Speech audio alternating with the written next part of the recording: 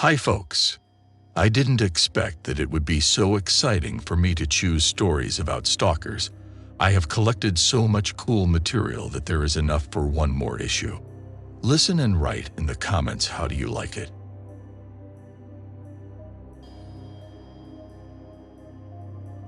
Back when I was in college, I used to work evening shifts in an independent coffee shop that happened to be right next door to this little bagel place.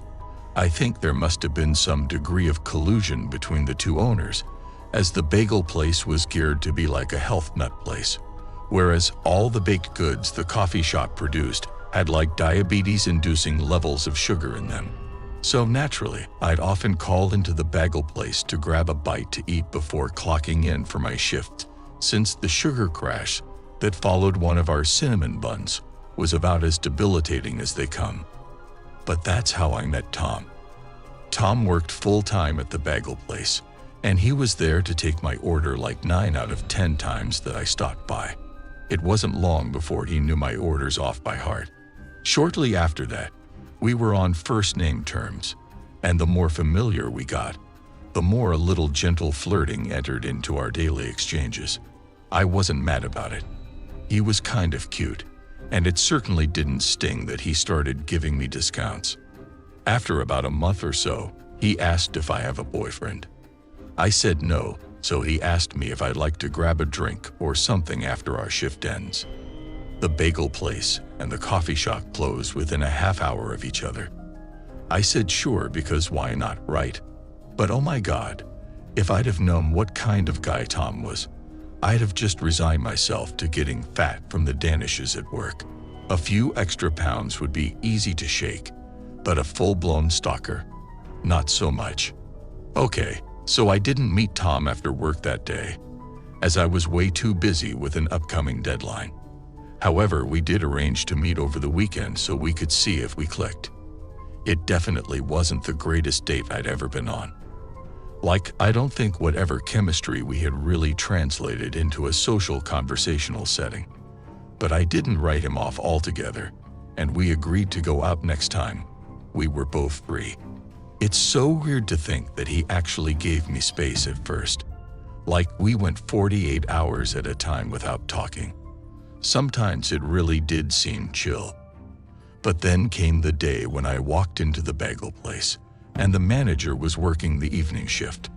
This was highly out of the ordinary, so I asked her if Tom was sick or something. It's then she hits me with, "Tom isn't employed here anymore. We decided it was best that we parted ways." I'm shocked, so while I'm waiting for my order, I text Tom to ask him what the heck happened with this parting ways business. He replies pretty quickly, telling me that the manager had caught him giving me a discount and fired him as a result. Immediately, I felt terribly guilty, and I got the idea that if I pay off the difference for what was owed, I could maybe talk her into giving him his job back. So right when I collect my bagel, I politely offered to pay back the discount if she'd consider offering Tom his job back. I kind of embellish a little, make out that I'm the one who manipulated him into doing it. And the whole time, the manager has this wow expression on her face. Right as I think I'm making a solid point, she comes back with, "Oh, is that what he told you?" According to her, Tom hadn't been fired for giving discounts. It was her own policy that employees at local businesses get money off their food. He'd been fired because she'd received a number of complaints from female customers regarding his behavior towards them. His MO was to flirt a little, offer discounts, then eventually ask for their number. Those who handed it over didn't have a problem. Those that refused got cussed out before he refused service altogether. She claimed she actually had security footage of him going off on a customer, and some of the language he used was absolutely abhorrent. She planned on giving him a final warning over the incidents, as she prefers to work with and mentor junior staff instead of just kicking them to the curb. But the one thing she can't deal with is liars, and not realizing the footage came with audio too. Tom tried to lie his way out of the predicament by claiming the disagreement was because the lady had tried to give him a fake $10 bill. That's like a pathological level of dishonesty right there. Still insisting on the lies when confronted with overwhelming evidence to the contrary. I just remembered apologizing for the intrusion and thanked her for setting me straight before I headed over to work to clock in. Tom was still expecting a reply at that point, but I just had no idea what to say to him. I wasn't even sure if I was ever going to talk to him again. I mean, that could have been me getting cussed out if I had the gall to turn him down. When I finished my shift, I got my phone out of my purse to find that I had a grand total of 12 different notifications, all with Tom's name attached. They started off all gentle at first. Have a good shift. Text me when you finish, etc. But around 8 p.m., there was obviously a point where he'd learned of the interaction between me and his former manager, and he was not happy about that. Not one bit. Oh, so he's going to believe the exploitative employer over the person she's just taken advantage of. This is exactly what's wrong with the American labor market. Even the workers are bootlickers, was the general tone of his messages. I'm not even saying I entirely disagree, but the whole thing left such a bad taste in my mouth that I wasn't interested in seeing him at all. When I got home from work, I blocked Tom's number, deleted my contact details, and figured that that would be that. But oh, how wrong I was. A few days later, I'm working the evening shift, crouched down stocking the mini fridge. I finish up, close the fridge, then when I stand up and turn around, Tom stood at the register. I try to be as warm and friendly as possible, asking how he's been and stuff, but I completely avoid the fact that we haven't spoken since his little text tirade. At first I think I dodged a bullet, as he's perfectly civil, and goes on to order a drink. But like right as I'm handing him his drink, he decides to make it super awkward. So I guess you're pretty much done with me, huh? He didn't say it in a particularly aggressive way, but it was loud and jarring enough to attract the attention of almost everyone in the store. I feel like I'm about to cringe out of existence, but somehow I maintain my corporeal form and say in as low a voice as possible, "This isn't the time or the place. Please, drop it." He just smiles, nods, and starts walking away. But instead of actually walking out of the door like I thought he was going to, he just takes a seat right in the middle of the store and proceeds to just stare at the register area in between baby sips of his coffee. And that's basically how it started. Tom would show up for coffee almost every time I was working, and every time, he'd just sit there for like an hour staring me down. Whenever it was at the register, he was never rude or awkward about it. Not after the initial incident anyway. So despite the fact that my boss had assured me that any funny business would result in a lifetime ban, he was reluctant to kick him out for being a little weird, as he phrased it. There got to be a kind of running joke about it too. Everyone called him Vicky Stalker, and I have to admit that the one about upselling him Portuguese custard tarts until he was too fat to chase me, that one really did make me smile. But boy, did that stop being funny after the first time he followed me home. After that, things got serious. I called the cops, got some advice from their fixated persons unit, and they actually paid Tom a visit to warn him off stalking me. But apparently, he was only deterred for about a week, and what followed was a painfully slow escalation of intensity. That culminated in the following. And of the 24 times he'd followed me up till that point, Tom had either stayed on the street corner and watched me walk into my building, or stood outside the building and looked up at the windows like he was trying to work out exactly which unit I was in. But on the day in question, I was so used to him keeping his distance that I didn't even notice that he was almost right behind me by the time I got to my door. Seeing him so close actually elicited a kind of squeal from me, one I'm definitely not proud of. But Jesus Christ, seeing him right there just about scared the poop out of me. I absolutely bolted inside, never being so grateful that the lock was operated by a key fob instead of an actual key. Tom just stayed at the door, banging on it and telling me to get my butt out there. that I had to be an adult and talk to him about it, whatever it was. Since he was banging on the door and screaming in the street, I was totally freaking out. And naturally, my first move is to call the cops. But I think he was banging so hard, acting like I was the only one inside, because the building I live in at the time looked exactly like all the other family homes in the block. To him, I could have quite easily been the only person living there, only that wasn't quite the case. I had the top floor of the house, while the bottom floor was occupied entirely by this Puerto Rican guy who works night shifts. Keep in mind that this whole thing is going on a Saturday afternoon, smack bang in the middle of this guy's sleeping time. So while I'm praying for the cops to show up in time, an unlikely savior is about to come to my rescue. So imagine you're me. All you can hear is Vicky.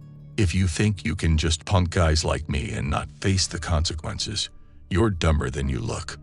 Bang, bang, bang. Then out of nowhere, an even deeper, louder voice starts booming over the first like, "Hey, are you crazy? I'm trying to sleep here." My neighbor from downstairs, whose name actually turned out to be Lewis, is wearing nothing but a pair of shorts, and he's screaming in Tom's face as he backs up down the steps of our building. Tom starts saying something back to him, but Lewis keeps shouting over him, telling him to get lost. Yet it doesn't seem like he's interested in backing down just yet. Then, out of nowhere, I hear Lewis say, "Oh, you gonna taste me, bro." Before the confrontation gets physical, everyone else in the street is fixated on the fistfight that's now going down. But all I can focus on is what Lewis said, "Taste me." Tom had brought a taser, presumably to use on me. Now, by that point, because the cops were getting calls about the fight on top of my stalking complaint, a marked patrol car rolls onto the scene.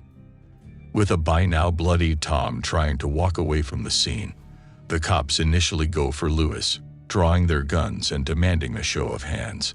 But he responds with, "Hey, I'm the victim here. This guy just tried to tase me."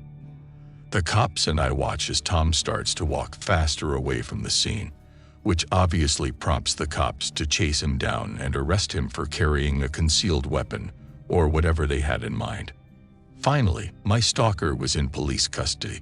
Not only wouldn't he catch charges for the actual stalking, he ended up going to jail for the one thing cops could stick to him: the contents of his backpack. On the one day that Tom had decided to act on his little fixation and move in to take me or whatever, he'd come with a pre-prepared kidnap kit, along with a few other choice items. According to the detective I spoke to after the fact, Tom had chosen to confront me that day while carrying duct tape, a length of electrical cord, a kind of retractable baton, and a box of 100 different contraceptives. For some reason, it's that last part that particularly creeped me out, not so much their inclusion, but the sheer freaking number of them. At his trial for conspiracy to commit kidnapping, Tom's attorney argued the state was trying to wrongfully prosecute a man who's been unfortunate enough to be assaulted by an unhinged parolee, whilst carrying nothing more malicious than home supplies. The prosecution had a different story. Not only had they obtained CCTV images of Tom showing up at my job on a total of 31 separate occasions over the course of 2 months, but a search of his home had turned up some extremely disturbing discoveries. What Tom had in his backpack that day was just a fraction of the kidnap kit that he'd assembled. He had all kinds of handcuffs, ankle cuffs, ring gags, and latex masks. But by far the most disturbing were the surgical tools and the sevoflurane canister face mask combo. Yeah, I had to ask what sevoflurane was too, and turns out it's similar to chloroform. That knock you out stuff that you put on rags. He had tons of creepy stuff on his hard drive, including guides to kidnapping, hiding, and eventually breaking his prospective victims through a combination of brainwashing and beating. He also had a bunch of foreign language comic books that seemed to focus heavily on carnal torture. I suppose you could say the prosecution just piled on all this evidence until it was quite clear to both the judge and jury that Tom was an extremely dangerous individual. I was terrified he'd escape justice via some loophole or something. Maybe he'd have rich parents who could pay for some smart lawyer. But no, not even his clean rap sheet saved him from getting a solid 22-year sentence for conspiracy to commit kidnapping. As you can imagine, it was quite an ordeal, and I had to make a number of court appearances to confirm that I was one of the subjects of his many fixations. It was the most stressful experience of my life, without a shadow of a doubt. And a part of me wonders just how many of those 22 years he'll really end up doing. And when he does get out, will he really have changed? Or am I going to be walking up my driveway one day when I feel a hand on my shoulder? Am I going to turn around and see the face of a man who wants to finish what he started? Every story is a new world. Let's look at a different reality. I only write this because I think it might give people an idea of the kind of thinking that goes on inside the head of a stalker. So although I've never been stalked, my past is littered with behavior that people might call obsessive and controlling. There are many different kinds of stalking, you see, and in professional terms, not all obsessive or fixated behavior really qualifies as stalking. I suppose what I'm really trying to say with this opening is I used to be a stalker.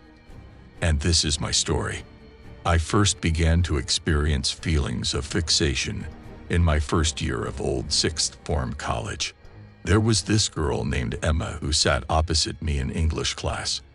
All the desks were arranged in a kind of horseshoe shape, and I used to stare at her from across the room, sometimes so deeply that I'd disassociate and be unable to remember a thing the teacher had said. I always tried to avoid getting caught, of course. The last thing I wanted was to scare her. I thought it was love, you see, and I suppose in my mind, I was just gearing up to ask her out. But it wasn't about sharing her company for a few hours on a date somewhere. No, I wanted to own her. I needed her to be mine. I played it cool enough to get her number during spring term, and I called her one night after school to try to arrange a date.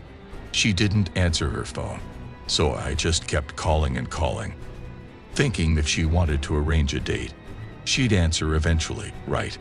This is back when I was still using my parents' landline to call people, so I'm hitting the redial button over and over again whenever the line went dead. I didn't see anything wrong with it. I didn't think for a moment that seeing the missed call count tick over into double digits would freak her out. And what's more, I just couldn't help myself either. Like I sort of knew I was being a bit impatient and that maybe I should chill, but still, I just couldn't stop calling. As you can imagine, my pursuit of Emma came to absolutely nothing. But I think I was too fresh to really do anything about it other than remain a doting admirer from afar. And besides, it wasn't all that long before I was off to university, which brought a whole campus's worth of new girls to obsess over. The next girl, Jay, lived in the same halls of residence as me, just a few doors down from my room.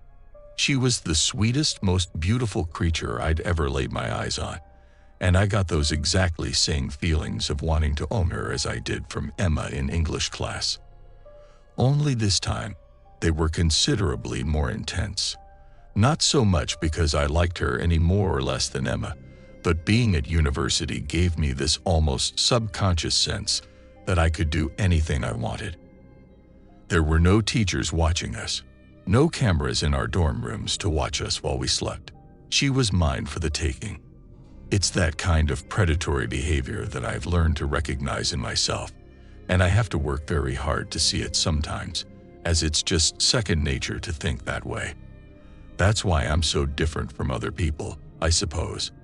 They have this little angel on their shoulder to counter the devil on the other, whereas I just have two devils that are disguised as their more celestial cousins. I figured the best way to win her over was to find out as much as I could about her, then employ that knowledge in a way that would impress her. So when I added her on Facebook and proceeded to pore over her posts and picture histories, I told myself it was a noble pursuit. I was putting in work that would eventually result in her being extremely, extremely happy. I mean, if someone took the time to get to know what I loved most, then got me a present based on that, I'd be over the moon. My therapist has said this is somewhat true, but then asked if I could see where I went wrong picking Jay's present. At first I couldn't, but now I can. Let me see if you can too. So, like I said, I spent hours at a time obsessing over her social media. Every single thing she posted, shared, retweeted, or liked, going back years on a variety of different accounts. I saw it all, and I made notes of every pertinent piece of information. But above all, I recognized how close she'd been with her grandma, who passed away in her early teens. Every year on a particular date, Jay would post something about her Nana. It usually came with an old picture of her, sometimes with the baby Jay included too. This is how I noticed that Jay's grandmother kept a large variety of stuffed animals in her home, and one in particular seemed to be Jay's favorite. It was an old, scabby-looking, handmade woolen doll, one with a raggedy red dress and a missing eye. But perhaps its most defining feature were the tufts of white woolen hair that came spilling from the top of the doll's head. This was probably why it was Jay's favorite, and one of the pictures was a collage of photos showing her tying a baby blue ribbon into the doll's hair. The caption read something like, "Rest in peace, Nana. GBNF. Still wish I had my Molly doll. It reminds me of you so much." Bingo. The perfect gift idea, I thought. Surely if someone managed to get her a similar-looking doll, complete with the blue ribbon, she'd fall head over heels for them. I mean, how could you not? It had to be the most thoughtful gift in the history of gifts. Since I had some money left over from Christmas, I got to work looking for someone who could make me a similar kind of doll. Giving online vendors an idea of what I wanted was easy enough. After all, I think I had about 6 or 7 quite clear photographs of it. You'd be shocked at how easy it was, honestly. There are lots of little artists out there who are more than happy to work commissions, especially when there's such a rich digital record to work with. I had my replica Molly doll within a month of me first inquiring about it. And my God, it was perfect. It looked very new, obviously not nearly as aged and time-worn as the original, and the artist had done a very good job of it otherwise. Then, once the baby blue ribbon was tied in its hair, the transformation was complete. It looked so much like the original. It was frightening. Emphasis on frightening, though, and you'll see what I mean in a minute. Since me and Jay were on quite friendly terms, I didn't think anyone would mind if I snuck into her room to drop off her present. If anyone confronted me, I could just show them the bag, explain it was a surprise present, something from her youth she'd really love, and hey presto, who's going to stop a thing like that from happening? And no soul saw me as I walked down the hall and knocked on her door. We very rarely locked those doors back then, and it was a real community way of living. So even when we went out, we'd leave the door open for people to pop in, borrow something, drop off a DVD they borrowed, whatever. In short, I'm practically buzzing with excitement because she's going to walk into her room and see Molly doll sat on her bed, looking right up at her. I had to wait an entire afternoon before Jay came back from lectures, and I was practically shaking with excitement by the time I heard her walking down the hall. But when she opened up her door, I didn't hear any happy surprise sounds. I just heard screaming and crying. By the time I had the guts to emerge from my room, Jay was crying her eyes out in her friend's room. I mean, she was utterly inconsolable. I didn't know what I'd done wrong at the time. And my therapist says that realizing what I did wrong is a huge part of my treatment plan. There's just one thing I don't tell him, though. One thing I keep quiet about out of pure shame. Jay had been so freaked out by the Molly doll, not because it reminded her of her Nana, not because it was such a sudden surprise to see something she'd thought was forever lost. It was the fact that even though Jay was just 11 years old when her nana passed, she requested that she be buried with the Molly doll. Her logic being that it could keep Nana company until she could join her in heaven. Just about the sweetest thing my therapist had ever heard. I think it's kind of dumb, but I also understand that that's a problem with me, and not a problem with her or anyone else who harbors sentimental feelings. Eventually, I told Jay the truth about who bought the doll.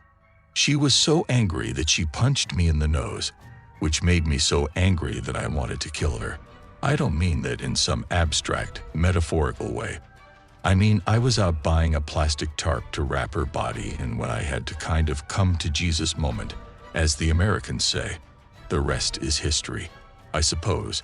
And here I am, on a plethora of different prescription antipsychotics, just trying to mimic the life of a normal human being. It's not been easy coming to terms with who or what I am, but it's been worth it. I don't want to live like that anymore. I can't, because if I allow myself to, I know it'll only be a matter of time before I hurt someone in a way that can never ever be fixed. Let me tell you something scary that happened to me. I was around 23 years old at the time. Back then, I worked at a fancy place where older people live, kind of like a hotel, but for the elderly. My job was to sit at the front desk from the afternoon until late at night, picking up calls from people who lived there, their families, and others who were thinking about moving in. Usually, by 9 p.m., everyone living there had finished their dinner and activities for the day and had gone back to their rooms to sleep. It was a quiet night, just like any other. I was reading a book at the desk, waiting for the person who would take over at 11 p.m. so I could go home. It was about 10 p.m. when the phone rang. The screen showed unknown for the caller's ID, but this wasn't unusual, so I wasn't worried. I picked up the phone like always. The man on the other end sounded like he wasn't young, but wasn't old either, maybe in the middle. He said, "Hello, I'm calling about my mom.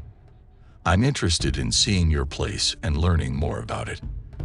I started telling him about what we offer here, the different levels of care, the meals, how we have a bus for going places, fun activities, and nurses available all the time. At first, he seemed nice and normal, but then the conversation got really strange. He mentioned, "I took my mom to get her nails done today. Do you like getting your nails done?" I was a bit confused by the question, but answered that yes, I do, and mentioned that we have a salon here for that kind of thing.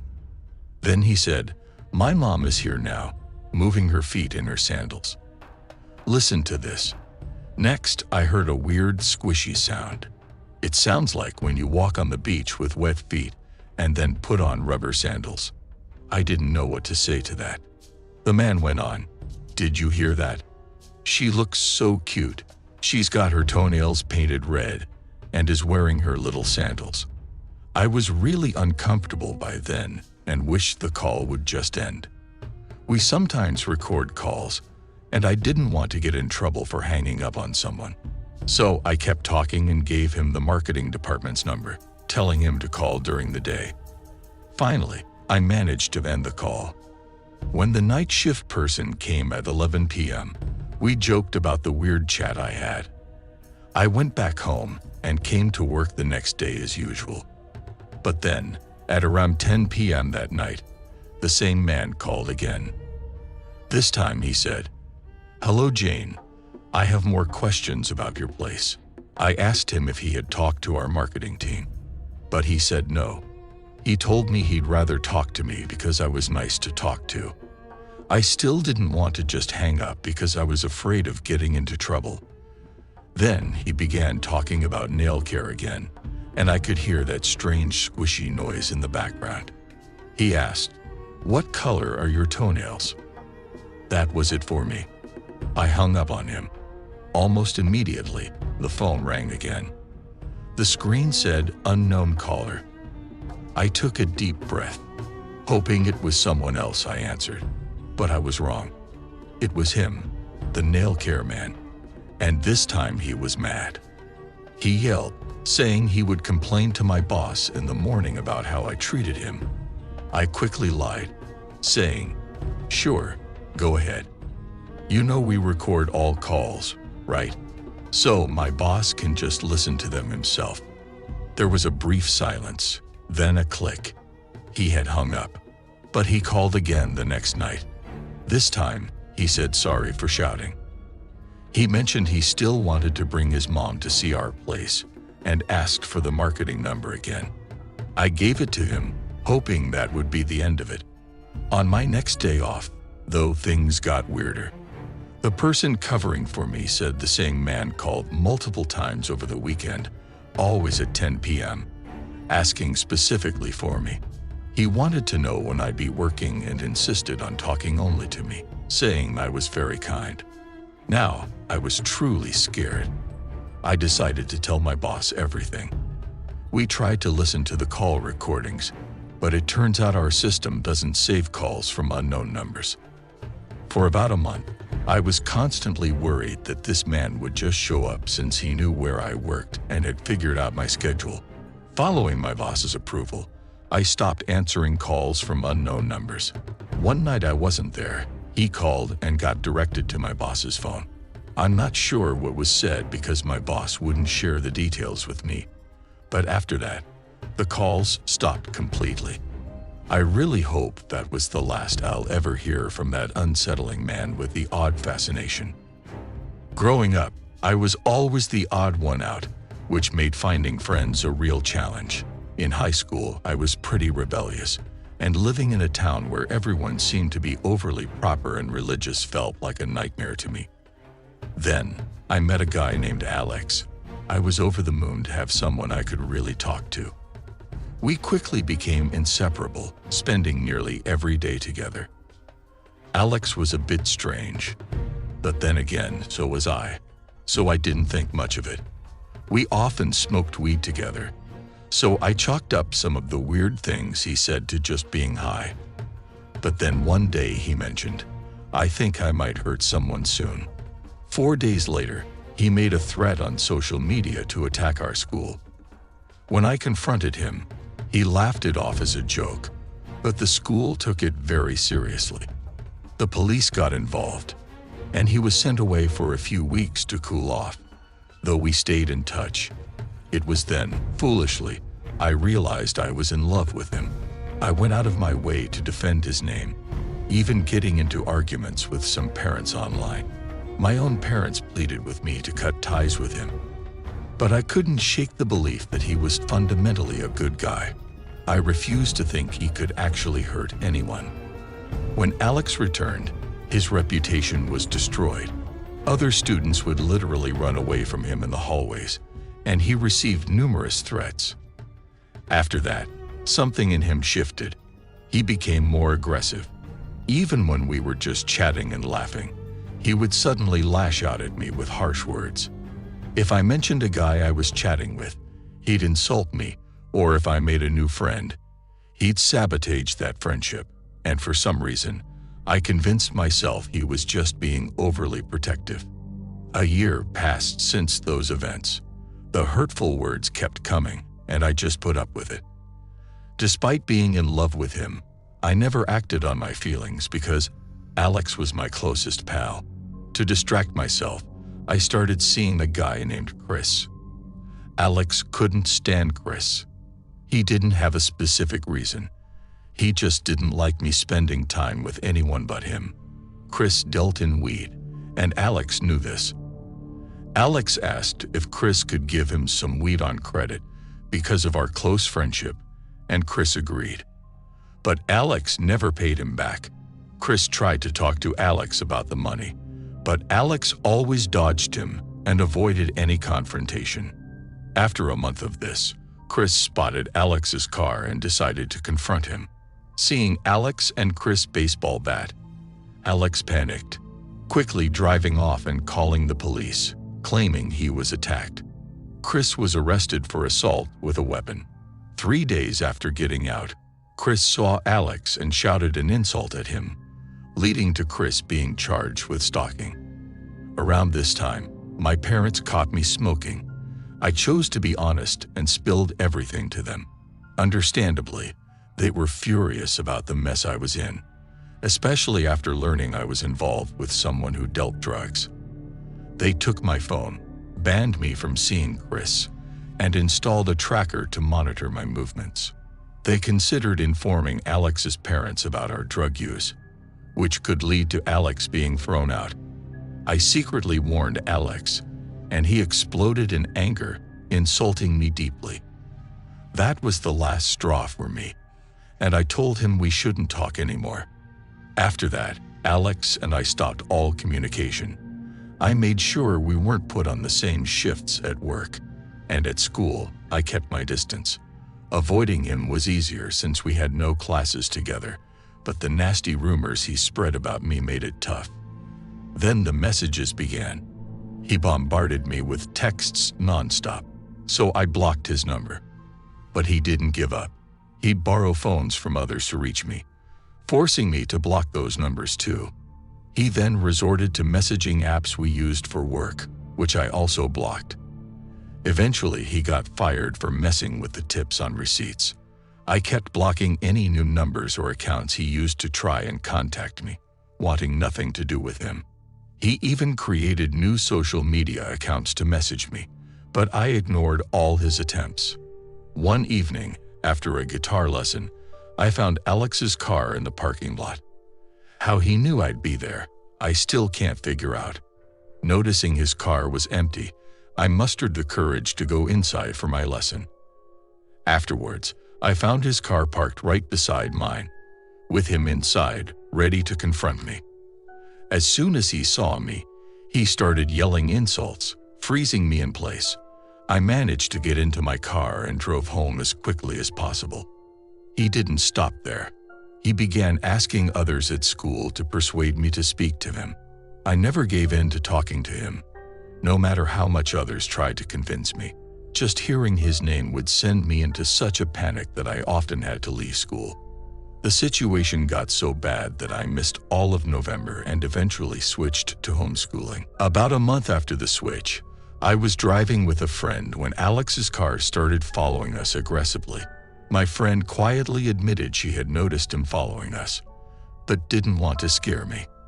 Fearing for our safety, I tried to ignore him, but he parked his car in a way that felt like he was waiting for us to leave. Panicking, I drove off quickly, dropped my friend off, and rushed home. Convinced by my parents, we decided it was time to involve the police. An officer came over, and I provided every piece of evidence I had of Alex's harassment, including the recent following incident. My friend corroborated my story, but we opted not to press charges, merely filing a report instead. For a while, things seemed to quiet down until Alex reached out to my dad on social media with outrageous claims about me. My family knew the truth and forwarded these messages to the police, who warned Alex to cease all contact. Despite their warning, I kept noticing his car trailing me and received anonymous messages. I began documenting each incident without engaging further. As the situation escalated, I decided to support the legal defense against Alex to expose his manipulation. Fortunately, the charges against him were eventually dismissed, thanks in part to my testimony. The ordeal hasn't truly ended for me. I still receive random messages, but I've stopped documenting them. Switching to homeschooling allowed me to graduate early and move away for college, putting physical distance between Alex and me. The last I heard, Alex was arrested for something unrelated months back, but I don't know the details. It's a sad conclusion to what was once a deep friendship, and an even sadder reflection on how someone I once loved turned into a source of constant fear. It's a reminder of how quickly people can change and become unrecognizable from the person you once knew. I met my first serious boyfriend in my final year of college, and the first few months of our relationship were some of the happiest times of my life. Little did I know that our breakup the following year would result in him basically stalking me for 4 years afterwards. He made my life absolute torture for almost 5 times as long as we were actually a couple, And over time, someone I loved most in the world became someone I hated and feared with all my heart. A few months into our relationship, he started to display some increasingly possessive and controlling behavior. It was subtle at first. He'd ask if I'd done my workouts, then gently chide me if I'd been too busy to do them. He'd insist on knowing exactly what I was doing on any given day, and he repeatedly made comments on whatever I was eating, exclusively positive reinforcement, but that somehow made the whole thing even creepier. The fact that he was treating me more like a child or a pet than a girlfriend. I didn't just want to jump ship. I was really into him, and practically every young adult novel I'd read involving romance recommended honesty and communication. So that's what I tried to do, just warn him off that kind of controlling or patronizing behavior, because it was super off-putting. At first, he seemed like he was completely incapable of taking any criticism regarding his behavior, which was yet another red flag. Yet when I assured him I'd be packing my bags if he didn't start treating me like an adult, he relented and promised to be better, but not without what was essentially a miniature temper tantrum. I just put it down to the shock of me threatening to leave, like it had upset him just to think about it too. But still, if I'd been as wise and world-weary as I am now, I'd have left him as soon as he began to beg. For about a month after, he was true to his word. He stopped being so possessive and let me live my life unhindered. Yet, slowly but surely, he started acting in the same old way, and that's when it became clear that it wasn't so much that he couldn't change, he just didn't want to. I knew the only way to proceed was to just be brave and break up with him so I could move on with my life. The breakup itself was pathetic in the extreme. He cried and screamed and begged to the point where I wondered where the man I fell in love with had disappeared to. It took a while, but in the end, he accepted. A full week went by without us talking, and I honestly thought that was the end of it. But as it turned out, it was only the beginning. At first, when we got back in contact, his behavior and demeanor seemed like nothing more than the regular pining of a spurned lover. He'd tell me he missed me, get angry when I didn't reply, and send a wall of abusive text, then follow up by sending gifts to my job, like embarrassing me in front of my coworkers was somehow going to suddenly win me over. I thought this might last for a week or two at most if I just maintained my policy of no contact. Then he'd eventually lose interest and move on. But he didn't. Every time his texts and calls died down long enough for me to start hoping they'd start right back up again, as frank as ever. It was a real pain to change my phone number, but in the end, I had no choice.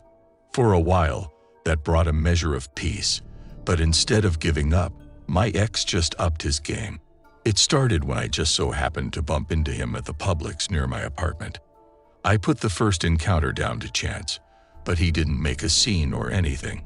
We just exchanged looks and moved on.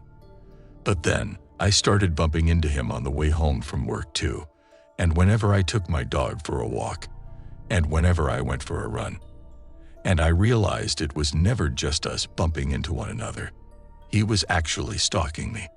Confronting him about it did nothing, and the restraining order I filed was rejected until I returned with photo evidence of us bumping into one another at a multitude of different locations. But even when I got it approved by a judge, he kept the minimum distance of 100 feet, just watching me from afar. He basically was saying to me, I could do anything I want. I'm right here, and you're right there. And when that message finally came through, I knew I'd just pack my life up and move across the city. I even managed to get a transfer to a different branch of the company I worked for. But still, he somehow managed to track me down. I repeated the entire process a couple of months later, only this time I moved entire cities. Granted, the other city was only like 50 miles away, so I could easily visit friends and family on weekends, but it was still a big move. Honestly though, I was willing to do whatever it took at that point to be rid of my ex, and that meant purging my online presence too. Yet somehow, he kept getting a hold of my number and my address. It got to the point where I became intensely paranoid, getting it into my head that a close friend or family member was passing on my information, maybe for money, maybe out of fear for their safety. I actually threatened to sue the company that prints out state phone books, and they insisted that they delisted me. But still, I kept getting calls from my ex. Towards the end of the 4th year, I couldn't sleep, I couldn't eat, I couldn't concentrate at work. I was a shadow of my former self, and it all crept up so slowly that I didn't realize how bad things had gotten until I fainted at work. I was offered long-term sick leave, but since the sick pay wouldn't be nearly enough to actually cover my expenses, I had no choice but to carry on with my life, even though I feared it might end at any moment as a result of my own poor health.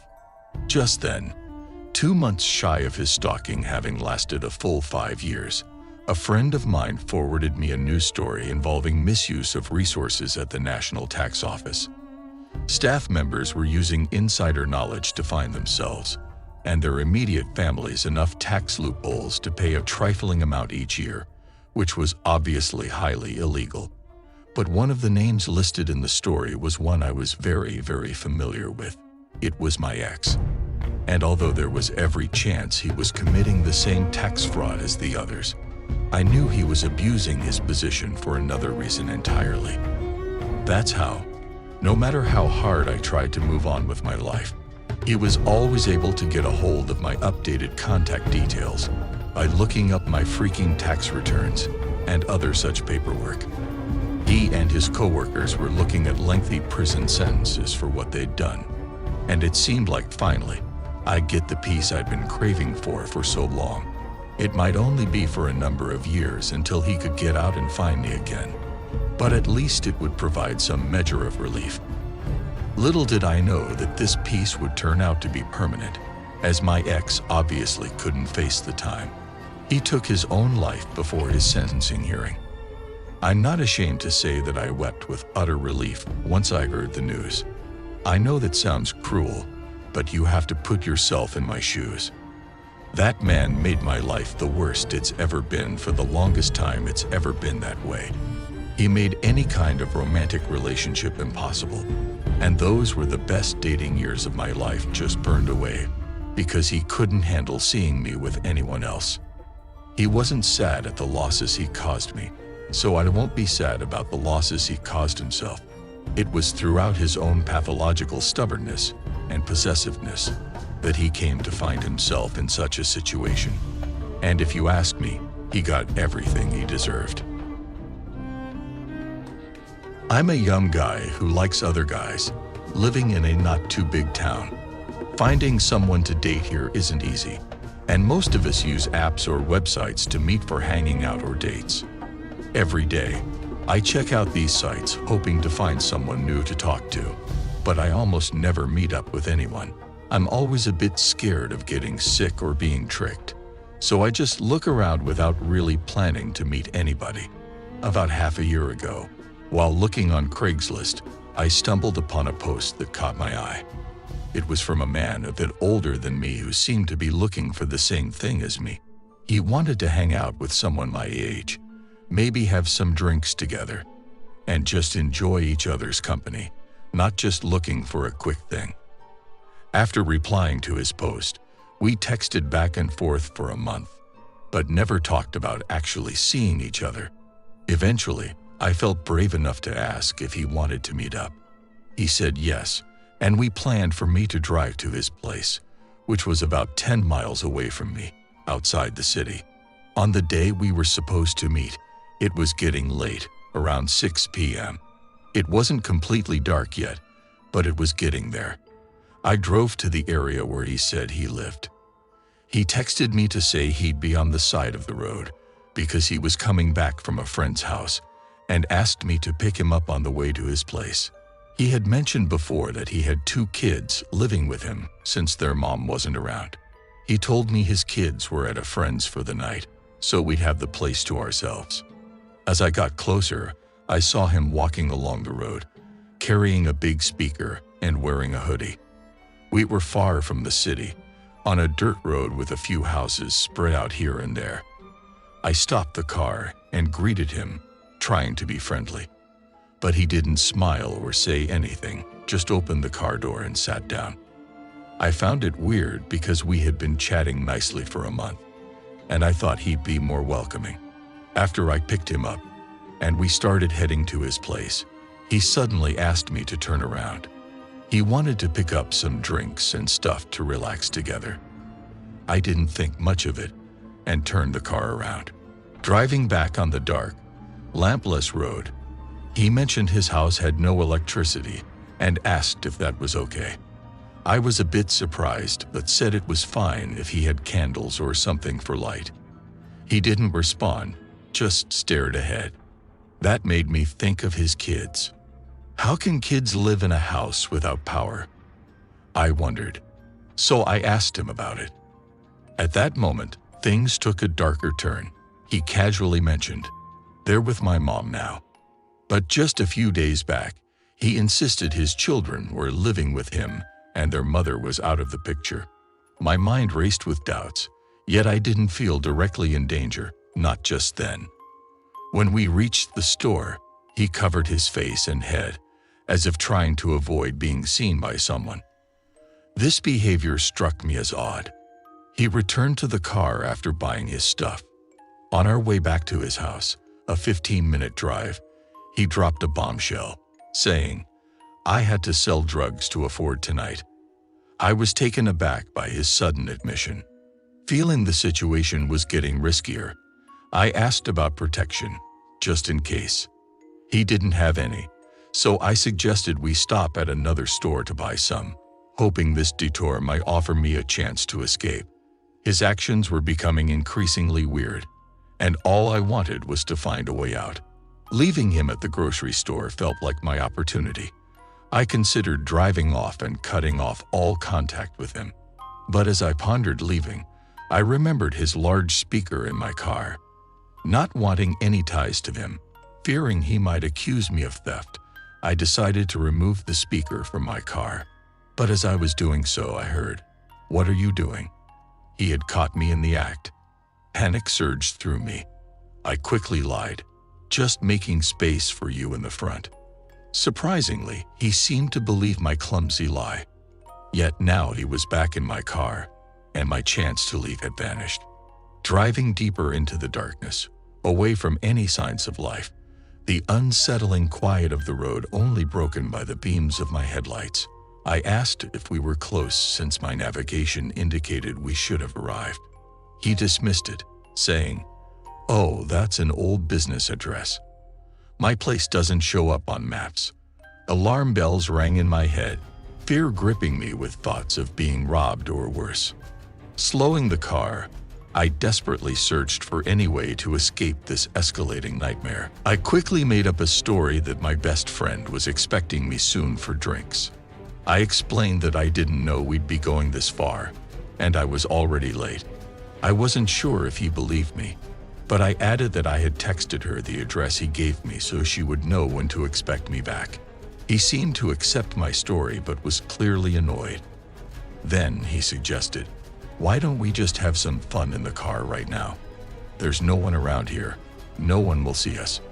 I firmly replied, "No, I really can't.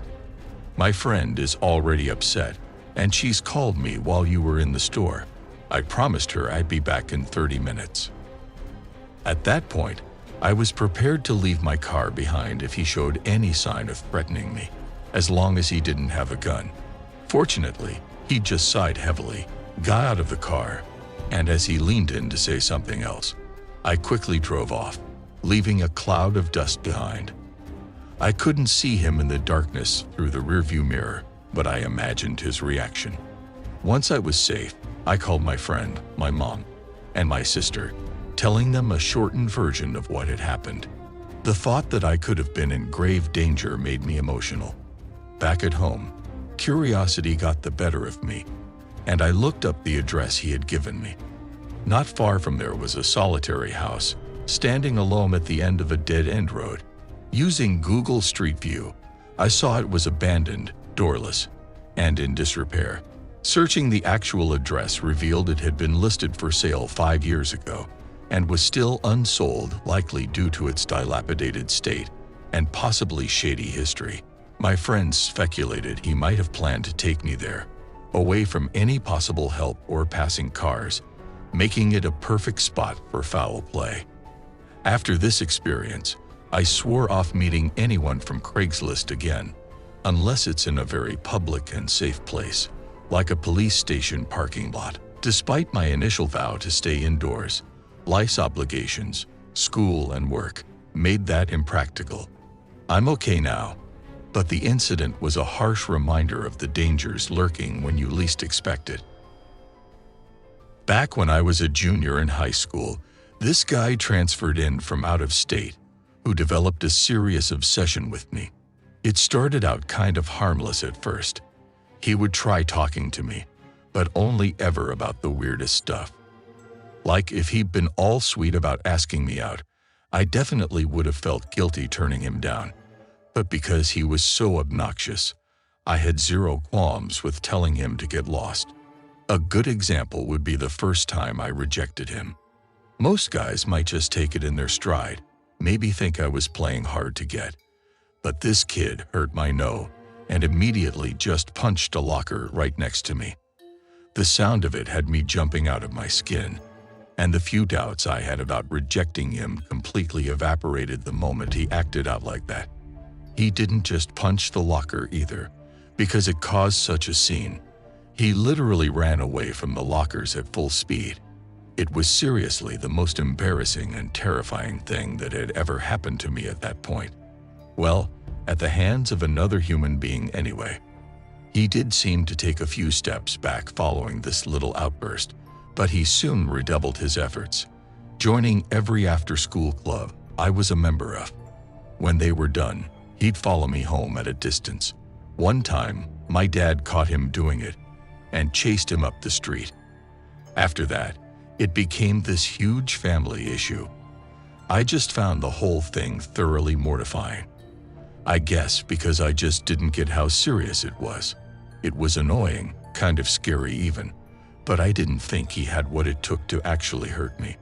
But as it turned out, that wasn't really the issue. After a few months of my turning down dates, he told me if I didn't want to go out with him, that he would take his own life. I still said no. I found stuff like that sort of emotional blackmail, to be frankly disgusting. And instead of having its intended effect to garner my sympathy, I hated this kid more than ever. The whole feeling was grounded in the idea that he just wouldn't do anything, that he didn't have the guts, the balls. He was all empty threats and grand theatrical displays, or so I thought. The next few days, he was missing from school. Rumors were around that he actually did take his own life, and I'd be lying if I said it didn't freak me out. Think he actually had gone through and done it. I mean, that'd be something that'd stay with me for the rest of my life. A kid told me he'd end himself if I didn't date him. I didn't, so he did. But God, if I didn't feel like punching him in the face as soon as he showed up again. I figured he'd just skip school for a few days to scare me a little bit. Mission accomplished. And this confirmed that he didn't have the balls to do it. He was wearing bandages when he showed up again and actually cornered me at lunch to say, "You made me do this." I just ignored him. I didn't want to actually ask to see the cuts, but a part of me is still so effing sure that they were covering up nothing at all. But the next big incident was at the end of our senior year, after a club meeting. I stayed behind to help clean up. My friend had stepped out to go grab something from their locker, so I didn't see my stalker walk back into the room. He must have just saw his opportunity, came up behind me, and grabbed my chest. I don't remember what he said, but I was so freaked out that I actually squealed. That's the point I got the cops involved, as the room's security camera captured the whole thing. The whole ordeal ended up in court. He got a conviction, and I think his handiness actually cost him his place at his preferred college too. It was a little piece of revenge that I cherished, But it turned out it just gave him a whole bunch of free time that he could use to stalk me. I became absolutely paranoid with him hanging around my college campus. And by that stage, he was exhibiting every possible behavior of a controlling, manipulative sociopath. I just remember being terrified that he'd eventually try something worse. I finally transferred schools, and about a year later, I started getting emails from him, most of which were apologies for how mean he was to me and asking if I forgave him. But the emails quickly turned into him begging for my Facebook info. I had him blocked on Facebook since high school, and I absolutely didn't want him to know where I was going to school. So I ended up blocking him on my email too. Since then, I've not heard from him again. And I have also moved across the country for another reason entirely. But the move honestly brought me a lot of relief that I wouldn't accidentally run into him sometime, and the whole cycle might start again. Back when I was fresh out of school, I landed a job at this big 24-hour shop called Megamart. It wasn't a dream job by any means, but it paid the bills. For 2 long years, I stood behind the cash register, dealing with all sorts of difficult people. Customers would yell at me, push me against the cash machine, touch me inappropriately, and one old woman even passed gas in my direction because she was upset about how the store priced its oranges per piece instead of by weight. Yes, that really happened. But the incident that I can't seem to forget happened on a day, just like any other at Megamart. I had barely started my shift when I noticed a line of about 10 people forming at my register. This store was always busy, and for some reason, there never seemed to be enough registers open. This made people really frustrated and impatient by the time it was their turn. So I did my best, plastered a smile on my face, and made small talk with the customers as they came up. Most of the time, the customers just wanted to pay and leave, not really interested in chatting. So I found myself going through the motions, scanning items mechanically. Then this man came up with just 2 things: yogurt and Band-Aids. I scanned them quickly and bagged them neatly. But the man was acting strange. He wouldn't look at me or respond when I said hello. His gaze was fixed on the conveyor belt, as if he was lost in thought or just not there at all. I noticed the belt was a bit dirty, since I hadn't had a chance to clean it. The moment I stepped behind the register, people started lining up. When I told him his total was around $4.36, he began searching his pockets for the exact change, still not making any eye contact. I sighed inside but kept my friendly smile, waiting for him to pay. He was wearing a dark, dirt-covered jacket with many pockets, and as he searched through them, I could smell the strong scent of old sweat and cigarettes.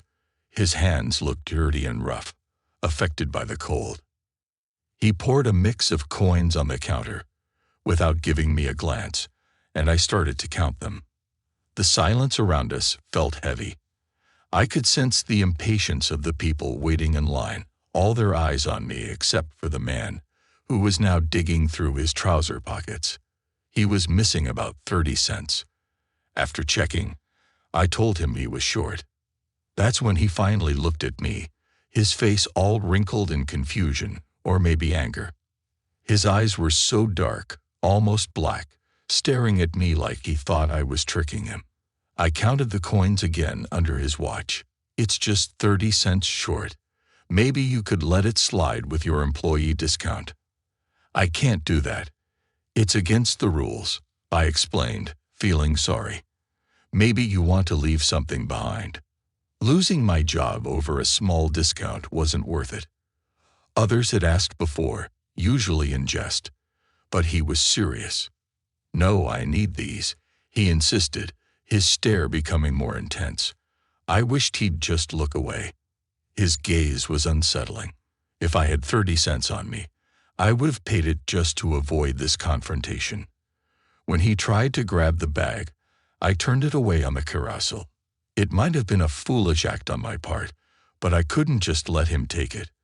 A 30-cent shortage would land me in trouble with my managers. Just use your discount, he demanded, raising his voice. I shook my head, looking towards the other customers for some support. They watched, but nobody stepped in. To them, this was a mere annoyance, whereas I was genuinely frightened. I had signaled for a manager, but they were never quick to respond. I've called for a manager, but it'll be a minute, I said, trying to keep calm. He ranted about the small amount and his need for the items, but eventually stormed off, scooping up his coins and leaving in a huff. Feeling a mix of relief and tension, I continued my shift in a more anxious silence. After that incident, the day carried on as if nothing had happened. My workday ended at midnight, and for once, I managed to leave on time. Usually, I'd call my mom for a ride, but she was out of town, and it felt too late to bother anyone else. Not wanting to spend on a taxi, I decided to walk home. It was only a 20-minute walk, and the streets were usually empty at that time, making me feel safe. However, a few minutes into my walk, I noticed a car creeping behind me at a snail's pace, far below the 45 miles per hour speed limit. A wave of unease washed over me, and I quickened my pace, trying to convince myself there might be a harmless reason for this. But the car kept trailing me without making any move to pass by or stop. After what felt like an eternity, the car finally turned into a neighborhood. My relief was short-lived when the driver parked and started jogging towards me. To my horror, it was the man from the store, the one who bought yogurt and Band-Aids, still in that dirty brown jacket, looking at me with those deep dark eyes. Panicked, I turned and jogged away, but he kept up, the sound of change from his pocket clear as day. He remained silent, and in desperation, I sped up, risking a slip on the icy sidewalk. Had he been waiting for me since my shift ended? It seemed so. Glancing at him while trying to maintain my pace on the slippery path, he suddenly spoke, asking an inappropriate question about my underwear. Disgusted and scared, I yelled back, calling him a creep, and managed to hit him. It hurt, but it made him pause. I thought I heard him say, "Okay," before I continued running, too frightened to look back and not daring to lead him to my home. Eventually, I reached home, taking an hour, and immediately informed my landlady about the incident, asking her to call the police if she saw anything suspicious. Unable to reach my mom and still shaken, I watched Disney movies until I calmed down enough to sleep. The next day, I reported the incident to my work managers, but they showed no concern. In retrospect, I should have called the police, but back then, I naively thought management would have **** if necessary. Their indifference angered me, especially since they insisted I work my shift, even when I feared the man might return. I quit soon after. It's been 10 years since then, and I doubt I'd recognize the man if I saw him. But I'm relieved I never encountered him again. I live in a small house at the end of the street with my mom, 2 brothers, and a friend who stays with us. I'm 20, my brothers are teenagers, my mom is in her late 50s, and our friend is just finishing high school. There's a fire station very close to our house, and it has a loud siren that goes off if there's a fire or emergency. You can hear it from far away. Our family does okay, and our house isn't big, but we have a huge yard because the driveway is very long. We moved into this house about 7 years ago, and at first, everything seemed normal. But then we got to know about our neighbor, let's call him Bob, to keep his real name private. Bob is very scared of many things because he has a health condition that makes him believe things that aren't true. He thinks that the government is trying to find him, and he gets scared by microwaves and airplanes because he believes they are trying to control his mind. Every time the fire station siren sounds, Bob calls the police, thinking someone is coming for him, but the police have to tell him that's not how it works. Bob also said strange things about my brother, which was unsettling. We didn't hear much from Bob for a few years until one day, he sent us and everyone on our street a letter. He wanted to sell this baseball card collection for a huge amount of money, which was obviously not normal. Everyone just threw away the letters. All the neighbors knew Bob was a bit strange, but thought he was harmless. We thought the same, but we were wrong. Last winter, we started seeing footprints in the snow around our house. These weren't from any of us because they were in a part of the yard where none of us go. At first, we just thought it was something weird and didn't pay much attention. We hadn't been bothered by Bob for a while, so we weren't thinking about him much. Then, a few days ago, something happened. The police were at Bob's house. Turns out, Bob was being kicked out of his house. We all felt a bit relieved because, honestly, he was quite odd. But we didn't pay much attention to him being kicked out. The following day was just like any other day. Nothing strange happened, until Bob appeared at our workplace. He started talking loudly to everyone, claiming he used to be in the army. And then he asked my mom's secretary if she could do some tests on him. This was very strange, because my mom had never told Bob where she worked. Moreover, to find my mom's secretary, you'd have to go past the main office area to a smaller room where there's a big printer. My mom's secretary works in that small room, and it should be impossible for someone who's never been there to find her. How did Bob know where to find my mom's secretary and ask for my mom, even though he had never been there before and my mom had never told him her name? This scared us all, and we decided to look into Bob's background more. We found out his father was once in the army, and Bob has many guns. Bob's strange actions towards my mom and showing up at our workplace made us think he was following us and that he could be dangerous. We started to believe he might have been the one looking through our mail and leaving footprints in our yard last winter.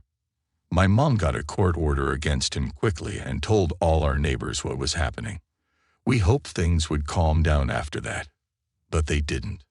Just today, he was standing in the parking lot at our work, staring at one of the secretaries without blinking. She mentioned Bob looked sweaty and not right, but he didn't stop staring. He asked about my mom again. Now, everyone in our family is worried. He owns guns, he's been following my mom, and he's being kicked out of his house. He might do something bad to us, since it seems like he has nothing to lose. We told the police and made sure our doors are locked. We're also putting in cameras to watch if he comes near our house again.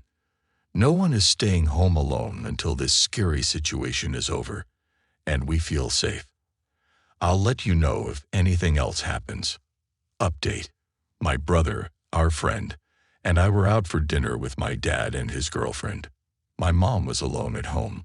While alone, my mom heard weird sounds, and our dogs were barking a lot. It might be nothing, but it's still scary considering everything that's been happening. Stay safe. This all went down last week when I was on the night shift. I was pumped up for my new gig. I met some amazing folks there and even became pals with a girl. Let's call her Lisa. Lisa was really sweet and kind. We quickly became close buddies. I began spending more time with her at work, and even outside work. She'd accompany me to my bus stop, and often offered to drive me home. She'd ask me over to her place. We'd go shopping, chill at cafes, and even at the mall where we both worked. Life was good until I started noticing some odd stuff happening at work and at my place. But that's another tale. One day at work, while discussing weekend plans with a colleague, I felt like someone was watching me. I glanced up to see Lisa gazing at me. I didn't make a big deal out of it then. I thought she might be admiring me. But I began to realize that whenever I was chatting with someone else, like a colleague or my boss, Lisa would give me this chilling, icy stare. It felt like she didn't want me interacting with them. She seemed to tail me everywhere, even to the restroom. She would just stand there staring at me. It was really spooky, but I brushed it off. One day, I was late to work and noticed that Lisa's locker was slightly ajar. As I tried to close it, something fell out. It was the scariest thing I had ever seen, and it sent shivers down my spine. Inside her locker was a list of names of all the people I interacted with. It had their names, addresses, and workplaces. On the flip side of the paper were specific dates and times beside each name. Without wasting a moment, I showed this to my boss. We both agreed that those dates and times could signify some sort of dangerous plan for these people, so the boss dialed the cops. The next thing I saw was Lisa being led away in cuffs. It's frightening to think that had I not been late that day, I wouldn't have found that paper, and things could have escalated into something worse, perhaps even fatal. I hope Lisa gets the help she clearly needs.